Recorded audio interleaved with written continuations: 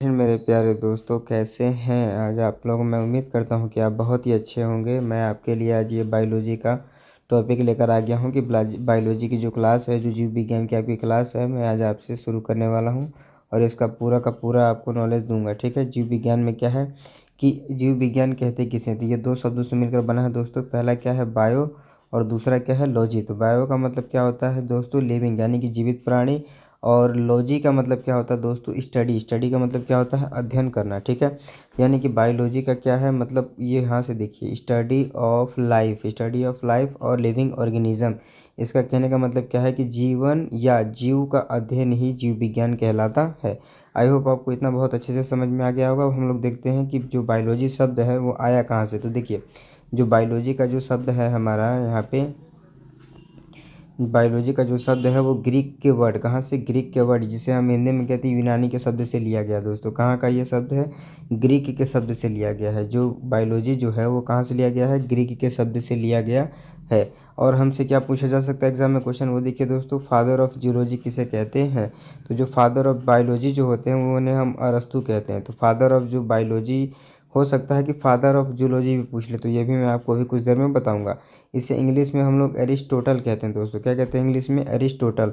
Father of biology अगर कोई पूछे आपसे तो आप क्या जवाब दीजिएगा, अरस्तु। कौन है, अरस्तु, जिसे हम कहते हैं एरिस्टोटल। ठीक है, इंग्लिश में।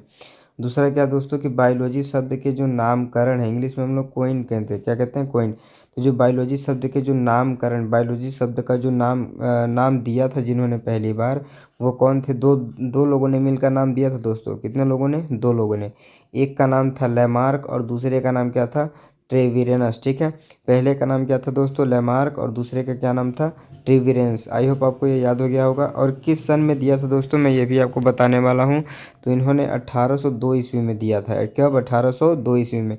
हो सकता है कि एग्ज़ाम में ट्रेविरेनस ना दे और सिर्फ लेमार्क दे, तो आप सिर्फ और सिर्फ लेमार्क को ही टिक करिएगा। हो सकता है ये ए हो जाए और ये बी ऑप्शन दे दे, तो वहाँ पे घबराने की ज़रूरत नहीं है। आप लेमार्क को प्राथमिकता दीजिएगा। ठीक है। वहाँ पे किसको टिक करिएगा दोस्तों, लेमार्क को। आगे हम लोग देखते हैं कि बायोलॉजी जो है उनको, बायोलॉजी को कितने भागों में बांटा गया दोस्तों। तो बायोलॉजी के दो भागों में बांटा गया। पहला क्या है, जूलॉजी, और दूसरा क्या दोस्तों, बॉटनी। पहला क्या है, जूलॉजी है, और दूसरा क्या है, बॉटनी है। तो जूलॉजी क्या होता है कि जंतुओं का जो अध्ययन होता है, स्टडी ऑफ एनिमल, उसे हम जंतु विज्ञान कहते हैं। और जो बॉटनी, जो वनस्पति विज्ञान होता है, ये क्या होता है, पादपों का अध्ययन, यानी कि जो पौधों का अध्ययन जहाँ पे किया जाता है उसे हम बॉटनी कहते हैं। तो देखिए, मैंने आपको बताया था ना कि फादर ऑफ जो जूलॉजी हैं, फादर ऑफ जूलॉजी, ये देखिए दोस्तों, फादर ऑफ जूलॉजी। तो फादर ऑफ जूलॉजी भी किसे कहते हैं हम, अरस्तु को। तो आपको मैंने पहले भी बताया कि फादर ऑफ बायोलॉजी और फादर ऑफ जो जूलॉजी हैं, दोनों के दोनों कौन है, अरस्तु हैं। कौन है, अरस्तु। लेकिन यहाँ पे आपको एक चीज़ याद करना पड़ेगा दोस्तों, कि फादर ऑफ जो बॉटनी होते हैं, जो फादर ऑफ बॉटनी है वो कौन है, थियोफ्रेस्ट्स हैं। कौन है दोस्तों, थियोफ्रेस्ट्स। इन्हें फादर क्यों कहा जाता है, इन्हें क्यों जनक कहा जाता है, मैं ये भी आपको कुछ देर में बताने वाला हूँ। ठीक है। ये मैं आपको डाउट क्लियर कर दूंगा कि इन्हें फादर ही क्यों कहा जाता है। ठीक है। देखिए, यहाँ समझने की कोशिश करिएगा। तीन बातें, कितनी बातें दोस्तों, तीन बातें। पहला कि मॉर्फोलॉजी, पहला क्या दोस्तों, मॉर्फोलॉजी। दूसरा क्या है, एनाटॉमी, और तीसरा क्या है, फिजियोलॉजी। ठीक है, जिसे हिंदी में कहते हैं आकारिकी विज्ञान, शरीर संरचना विज्ञान और कार्यकी। ठीक है। तो जो मॉर्फोलॉजी क्या होता है, वाय संरचना का अध्ययन। और जो एनाटॉमी जो होता है, ये क्या होता है, आंतरिक संरचना का अध्ययन। और जो कार्यकी होता है वो स्टडी ऑफ फंक्शन। ठीक है। बाह्य संरचना का अध्ययन मतलब क्या, कि जैसे कोई हमारे घर में आ रहा है तो वो किस तरह का, कोई इंसान है, कोई जानवर है, कोई पशु है, कोई पक्षी है, तो आप देख के बता सकते हैं कि उसका बाह्य संरचना के किस तरह का है। ठीक है।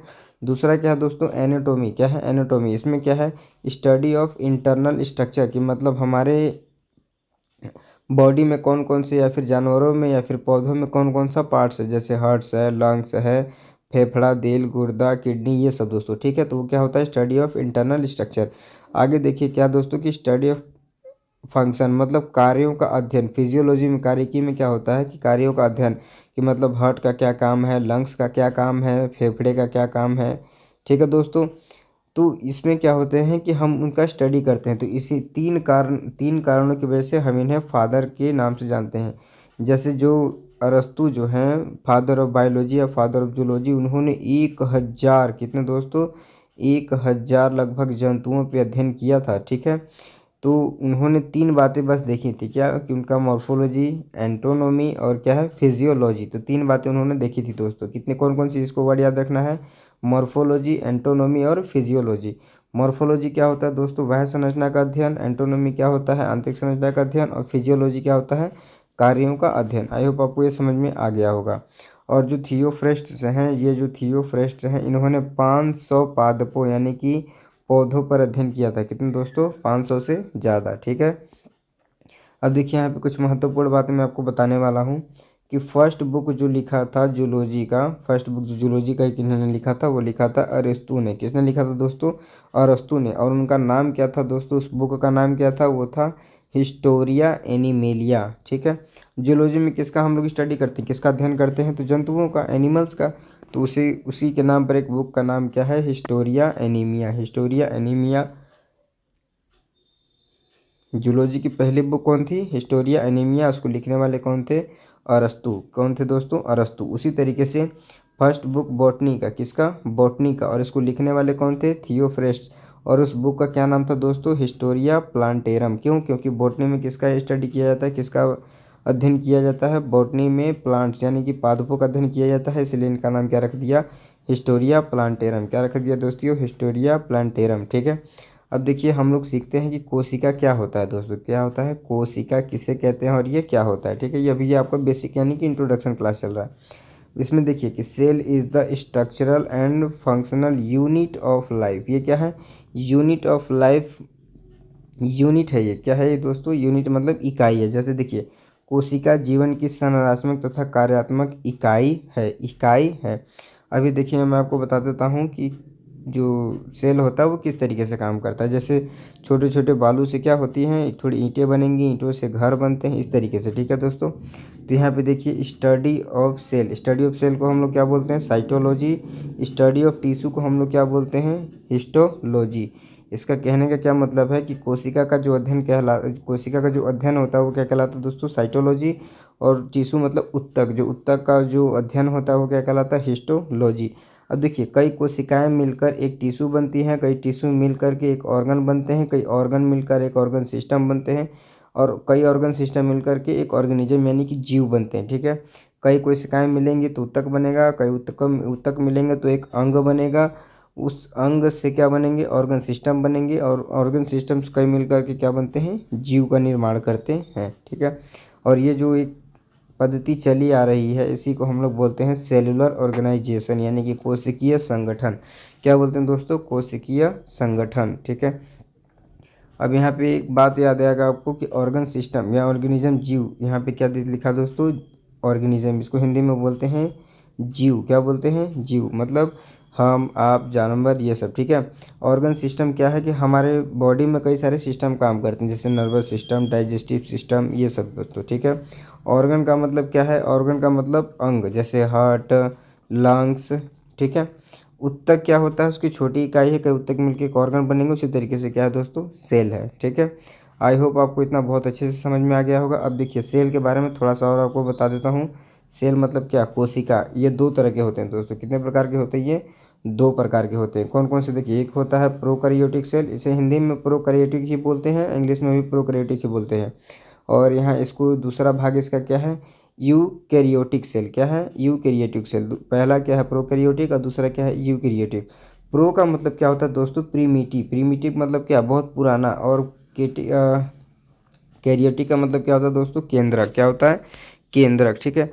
मतलब यहाँ पे क्या होता है कि जो न्यूक्लियर मेम्ब्रेन, मतलब इसका कहने का मतलब क्या है कि जो केंद्रक झिल्ली जो होती है वो लगभग 9 के बराबर बनती है दोस्तों, इसीलिए यहाँ पे जो केंद्रक होता है वो अच्छे से बन नहीं पाता। इस चीज़ को समझने के लिए मैं पहले आपको ये समझा देता हूँ, ठीक है। यूकैरियोटिक यूकैरियोटिक सेल, इसमें क्या होता है, यू का मतलब क्या है, ट्रू, मतलब वास्तविक, मतलब एकदम रियल में न्यूक्लियस, मतलब क्या, कैरियोटिक, कैरियोटिक का मतलब क्या है, न्यूक्लियस, मतलब इसमें सही में, मतलब रियल में केंद्रक पाया जाता है, ठीक है। और जैसे देखिए ये कोई मान लीजिए सेल है, कोशिका है कोई, और कोशिका के बीचों बीच क्या होता है दोस्तों, केंद्रक होता है। क्या होता है, केंद्रक। और केंद्रक के बाहर ये जो देख रहे हैं इसको बोलते हैं केंद्रक झिल्ली। क्या बोलते हैं दोस्तों, केंद्रक झिल्ली। और यही जो है केंद्रक झिल्ली वो प्रोकैरियोटिक में यहाँ पर नहीं पाई जाती है। तो अगर यहाँ पे नहीं पाया जा रहा है, इसका कारण ये है कि यहाँ पे जो केंद्रक जो होता है, जो न्यूक्लियस होता है, वो अच्छे से बन नहीं पाता, लेकिन यहाँ पर क्या है बहुत ही अच्छे से बनता है। ठीक है, इसीलिए इसको क्या बोलते हैं, इमेच्योर सेल भी बोलते हैं दोस्तों। क्या बोलते हैं, प्रोकैरियोटिक सेल को हम लोग इमेच्योर सेल भी बोलते हैं, जिसे अपरिपक्व कोशिका। और यहाँ पे क्या है, ये मैच्योर सेल मतलब सुव्यवस्थित कोशिका। इनमें एक खास अंतर क्या है कि यहाँ पे झिल्ली जो होती है वो अनुपस्थित होती है, जो यहाँ पे मेम्ब्रेन होता है वो नहीं होता है, और यहाँ पे मेम्ब्रेन होता है। तो इसका ये क्या है, मोस्ट डिफरेंस है ये दोस्तों। क्या है, मोस्ट डिफरेंस। अब देख लेते हैं कि इनका एग्जाम्पल क्या क्या है, वो भी समझा देता हूँ आपको। जैसे प्रोकैरियोटिक सेल का क्या एग्जाम्पल है और यूकैरियोटिक सेल का क्या एग्जाम्पल है। तो इसमें क्या क्या आता है दोस्तों, बैक्टीरिया आता है, बीजीए यानी कि ब्लू ग्रीन एल्गी आता है।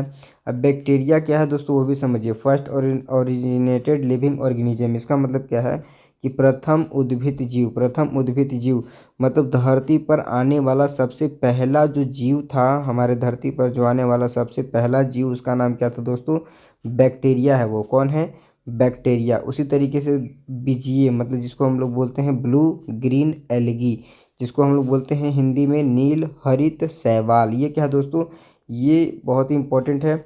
ये फर्स्ट फोटोसिंथेसिस लिविंग ऑर्गेनिज्म है। ये फर्स्ट फोटोसिंथेसिस लिविंग ऑर्गेनिज्म है। ठीक है, कार्बन डाइऑक्साइड वगैरह और सनलाइट से ये बनने वाला पहला जीव है। ठीक है, जिसे हम बोल रहे हिंदी में क्या बोलते हैं, प्रथम प्रकाश संश्लेषी जीव। ठीक है दोस्तों, आई होप आपको इतना समझ में आ गया होगा कि बैक्टीरिया क्या है। ये है प्रथम उद्भिद जीव, मतलब हमारे धरती पृथ्वी पर आने वाला सबसे प्रथम जीव है। और दूसरा ये फोटोसिंथेसिस से बनने वाला जीव। अब देखिए यूकैरियोटिक सेल का एग्जांपल देख लीजिए। इसमें कौन कौन आते हैं, जंतु आते हैं, प्लांट यानी पादप आते हैं, फंगी यानी कवक आते हैं, और ये देखिए प्रोटोजोआ आते हैं। ठीक है, आई होप आपको इतना समझ में आ गया होगा। अब देखिए आपके मन में एक सवाल आ रहा होगा कि ये बीजीए क्या है, ये बीजीए क्या है, ब्लू ग्रीन एल्गी यानी कि नील हरित और शैवाल क्या है। तो देखिए यहाँ पे मैं आपको बता देता हूँ कि यहाँ पे इंग्लिश हिंदी दोनों में है। Connective link between bacteria and algae, मतलब यह जीवाणु और शैवाल के बीच की एक कड़ी है। ठीक है, ये मतलब बैक्टीरिया और एल्गी को जो जोड़े रखता है दोस्तों, उसको हम बोलते हैं बीजीए, ब्लू ग्रीन एल्गी। ठीक है, एल्गी, यह एल्गी क्या है, सबसे सरलतम पौधा है। सबसे सिंपलेस्ट जो प्लांट होता है दोस्तों, वो कौन है, वो है एक एल्गी। क्या है दोस्तों, एल्गी है। ठीक है, एल्गी सबसे सरलतम पौधा होता है। ठीक है दोस्तों, अब देखिए और एक बात बताता हूँ आपको, ऑर्गेनिज्म। अब जानते हैं जीव के बारे में। किसके बारे में जानते हैं दोस्तों हम लोग, जीव के बारे में, कि जीव क्या है, मतलब किस तरह के जीव पाए जाते हैं। दो ही तरह के जीव पाए जाते हैं दोस्तों। कितने तरह के, दो। एक है यूनिसेलुलर और एक है मल्टी सेलुलर। कुछ लोग इसे यूनिसेलुलर, बाई सेलुलर और मल्टी सेलुलर रखते हैं, तो हम दो ही लेकर चलते हैं ताकि हमको समझने में क्या हो, आसानी हो। ठीक है दोस्तों, तो कितने तरह के जीव पाए जाएंगे, दो। पहला यूनिसेलुलर और दूसरा क्या है, मल्टी सेलुलर। यूनिसेलुलर का मतलब क्या है कि जिसमें सिर्फ और सिर्फ एक सेल, मतलब क्या है कि वो खुद इस पे डिपेंडेंट होंगे। ठीक है, उन्हें किसी और की ज़रूरत नहीं पड़ती है किसी कार्य को करने के लिए। अगला क्या है, मल्टी सेलुलर। अगला क्या है, मल्टी सेलुलर, जिसमें हम आप आते हैं। यूनिसेलुलर का मतलब क्या है, जैसे बैक्टीरिया, उनको बनने के लिए किसी और की ज़रूरत नहीं है। पहला क्या है दोस्तों, बैक्टीरिया है यूनिसेलुलर का एग्जाम्पल। दूसरा है ब्लू ग्रीन एल्गी, मतलब नील हरित शैवाल। और तीसरा क्या है, प्रोटोजोआ। अब इसमें देखिए मल्टी सेलुलर में क्या दोस्तों, एनिमल है, प्लांट्स है, फंगी है।